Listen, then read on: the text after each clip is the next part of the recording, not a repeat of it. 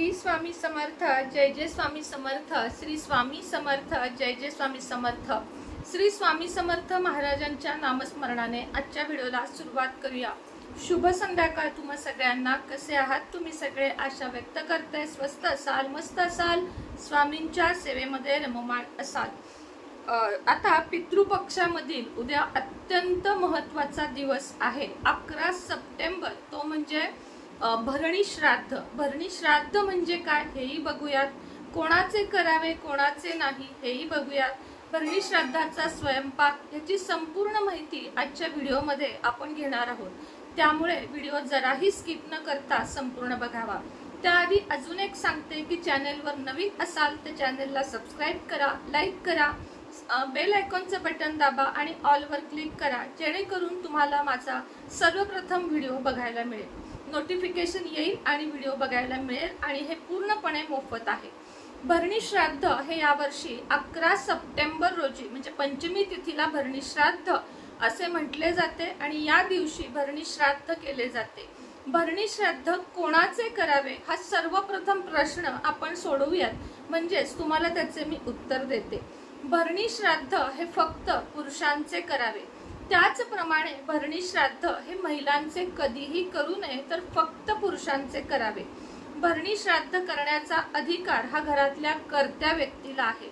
भरणी श्राद्ध का बरं करावे तर आपल्या आयुष्यात बघा, आपले आई वडील असतील, त्यांचे आई वडील असतील किंवा आपल्यातलं कोणीही जरी गेलं असेल तर त्या व्यक्तीला जाऊन संपूर्ण वर्ष होऊन त्याचे वर्ष श्राद्ध झाल्याशिवाय आपल्याला कधीही भरणी श्राद्ध करण्याचा अधिकार नाही। म्हणजे तुमच्या घरातील व्यक्ती 2 महिन्यापूर्वी म्हणजे गेलेली आहे तर तुम्ही आत्ता या पितृपक्षात करू शकता का भरणी श्राद्ध? तर ह्याचे उत्तर आहे नाही। ज्या वेळेस त्यांचे संपूर्ण वर्ष होईल म्हणजे 7 ऑगस्ट 2024 ला जर ती व्यक्ती गेली असेल तर तिथीप्रमाणे ज्या दिवशी त्यांना वर्ष होईल तेव्हा त्यांचे वर्ष श्राद्ध झाल्यावर जो 15वडा येतो, पितृपक्ष येते, महालय येते, त्यामध्येच फक्त भरणी श्राद्ध करावयाचे असते। भरणी श्राद्ध का करावे तर गेलेल्या व्यक्तीला तीर्थयात्रा जसे की म्हणजे कुठल्याही तीर्थस्थानी जाण्याची इच्छा असते, जिथं आपल्या ब्रह्माजींचे मंदिर असते तिथं जाण्याची, काशीला जाण्याची, अशा अनेक वेगवेगळ्या इच्छा घेऊन व्यक्ती जात असते, म्हणजेच मरण पावत असते।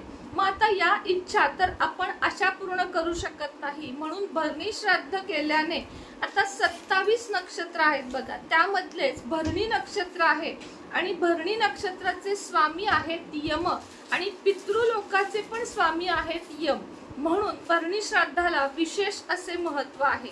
महिलांचे मात्र भरणी श्राद्ध करू नये। महिलांसाठी म्हणजे ज्या आपल्या सौभाग्यवती महिला जातात त्यांच्यासाठी अविधवा नवमी हा खास दिवस आहे।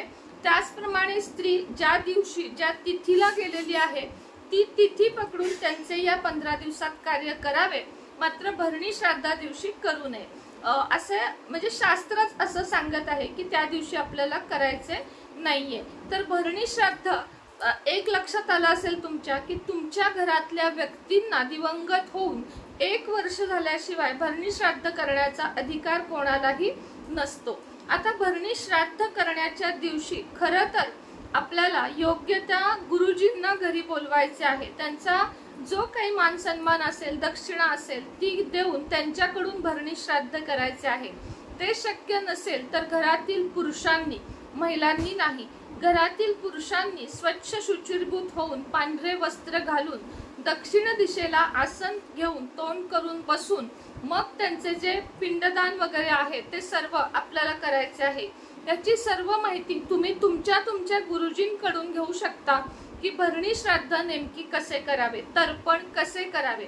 शक्यतो आपले आपण घरी न करता गुरुजींना बोलावले तर ते योग्य मंत्र योग्य सगळं करून त्यांच्याकडून, म्हणजे ब्राह्मणाला देवता म्हटलेला आहे जमिनीवरचे, त्यामुळे जर तुम्ही गुरुजींना मान देऊन त्या प्रकारे करून घेतलं तर जास्त चांगलं होईल। मात्र जमत नसेल काही हरकत नाही, घरच्या घरी तुम्ही करू शकता। या भरणी श्राद्धाची वेळ बरोबर दुपारी 12 वाजता आहे। 12 वाजता आपल्या पितृंना नैवेद्य दाखवला गेलाच पाहिजे। या 15 दिवसांमध्ये पितृंना दररोज नैवेद्य दाखवला गेला पाहिजे, कारण पितृ आपल्या उंबऱ्याशी येऊन बसलेले असतात आणि पृथ्वी तलावावर ते फिरत असतात, स्वर्गाचे दरवाजे उघडे असतात असे मानले जाते। त्यामुळे पितृपक्षामध्ये आपलं काय चालू आहे हे बघण्यापेक्षा आपल्या पितृंसाठी आपण काय काय सेवा करू शकतो हे बघणे जास्त महत्त्वाचे ठरते। या दिवशी सौभाग्यवतींकडून सगळा व्यवस्थित जो स्वयंपाक असतो, स्वयंपाकामध्ये मुख्य पदार्थ मी तुम्हाला सांगते, हे 3 पदार्थ असल्याशिवाय भरणी श्राद्धाचेच काय या पितृपक्षातले वर्ष श्राद्धातले ताट हे अपूर्ण असते। याशिवाय पितृंना तृप्ती मिळत नाही। ते म्हणजे उडदाचे वडे, त्यानंतर तांदळाची खीर, आळूची वडी, गवारीची भाजी। आता हे सोडून पंचामृत असते। पंचामृत म्हणजे केळ, दही ह्याचे जे पंचामृत केलेले असते ते वेगळे।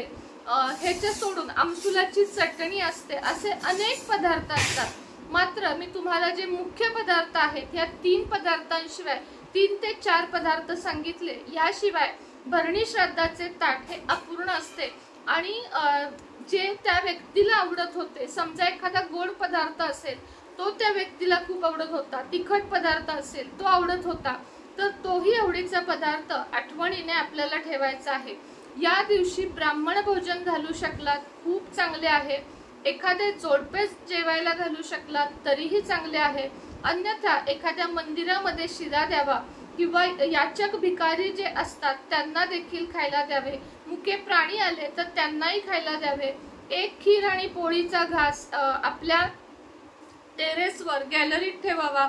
एक घास असेल तो एखाद्या झाडाखाली टाकावा, एक घास पाण्यामध्ये टाकावा आणि पूर्ण एक ताट म्हणजे पोळी, भाजी, खीर, दूध सोडून गाईला आपल्याला घालायचं आहे। यामुळे आपले भरणी श्राद्ध संपूर्ण होते आणि आपले पितृ तृप्त होतात आणि आपल्याला आशीर्वाद देतात। या दिवशी पितृस्तुती, पितृस्तोत्र, पितृ अष्टकम या सगळ्याचे पठण करायचे आहे। आणि हे काहीही ज्यांना जमत नाही त्यांनी पितृदेवताय नमो नमः किंवा पितृदेवताय नमः, ओम पितृदेवताय नमः, श्री पितृदेवताय नमः या मंत्राचा जप करायचा आहे। दक्षिण दिशेला तोंड करून किंवा देवासमोर जरी तुम्ही जप केलात तर चालते। मात्र पितृस्तोत्र, पितृ अष्टक, पितृस्तुती हे म्हणायला आपल्याला दक्षिण दिशेला तोंड करूनच बसायचे आहे। उद्या जर आपल्या घरापाशी कावळा किंवा कोणताही प्राणी आला, कावळ्याला विशेष महत्त्व दिले गेलेले आहे। मात्र कावळा नाही पण कुठलाही प्राणी पक्षी जर तुमच्याकडे आला किंवा एखादा भिकारी म्हणजे मागणारे जे लोक असतात, भिकारी शब्द पण वापरायला खरं चुकीचा वाटतो। जर एखादा गरजू मागणारा तुमच्याकडे उपाशी व्यक्ती आली तर त्याला आवर्जून खायला द्यावे। आणि या दिवसातले सगळ्यात श्रेष्ठ दान ते म्हणजे जे आपण पाणी देतो पितरांना। म्हणजे बघा, मी तुम्हाला नेहमी सांगत असते की रात्री झोपताना एक छोटीशी बादली, मी माझ्याकडे बादली होती आता नाहीये, छोटा ग्लासभर पाणी ठेवा, ते उंबऱ्याबाहेर टाका, कारण पितृंचे स्थानच आहे उंबऱ्याच्या मधोमध। त्यामुळे या दिवसात तर तुम्हाला रोज तिथे पाणी घालायचे आहे आणि शक्य झाले तर रोज एक दिवा लावायचा आहे दक्षिण दिशेला तोंड करून। तर भरणी श्राद्धाबद्दलच्या तुमच्या सगळ्या ज्या गोष्टी आहेत। आता अजून एक सांगते की भरणी श्राद्ध जो कोणी करतो म्हणजे भरणी श्राद्धाला जी व्यक्ती बसते त्या व्यक्तीने फक्त सकाळी जेवावे, संध्याकाळी उपवास करावा। कोणी म्हणते भाजके खाल्लेले चालते, कोणी काय म्हणते, पण एक दिवस उपवास केला तर पोटालाही आराम मिळतो आणि पितृंसाठी पण ते चांगले असते। म्हणून रात्रीचा उपवासच करावा, ही एक मुख्य गोष्ट तुम्हाला सांगायची राहिली।